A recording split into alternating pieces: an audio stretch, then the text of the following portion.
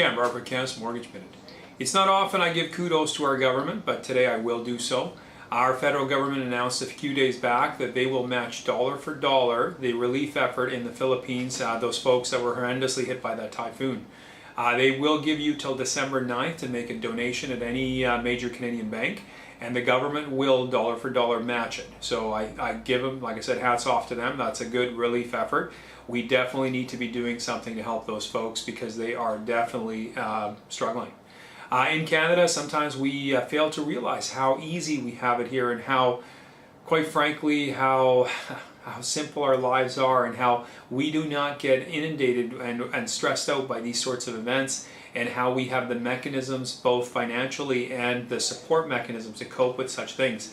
In Canada, if you live below the poverty line, you've still got a half decent living. I know some people would argue that and say it's not much, but when you live below the poverty line in these countries, such as the Philippines or other third world countries, you're basically below the ground. That's the poverty line. There isn't much else. And when I look at the images of the folks in the Philippines and how hard hit they've been, and I hear the stories, how there's people left with nothing, absolutely nothing.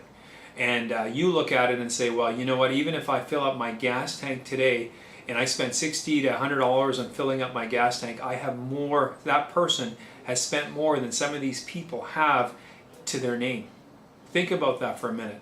Or the fact that, let's say you spend $100 on groceries. Again, you have more to your name than these folks that have been left with nothing.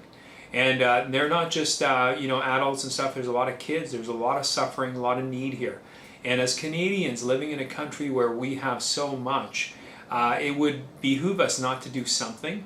So I would beseech you, I would say go out there, I would say pledge, make an effort. What a great opportunity for the government to match what you're doing. You know what, let's face it, if you order a couple of pizzas these days, you're spending 30, 25, 30, 40 bucks. Well, there's an opportunity. Maybe this weekend don't buy them, just contribute that money instead, and your money's going to double. So that's fantastic to be able to help some folks out there. And they're not looking for luxuries. These are people looking for water. They're looking for some kind of a shelter, temporary, whatever. Anything, a medicine. They're looking for any kind of support. Again, like I said, the devastation there has been phenomenal. And we with those who are privileged, and I'm not going to say the West, but I'm saying those of us who've been blessed with the privileges we have, living where we have some kind of an obligation. And it shouldn't take the government to motivate us. It should just be something we feel compelled to do and want to do. Anyway, that's all I've got to say on that. I'm hoping that all of you will take this message to heart. I know it's been everywhere.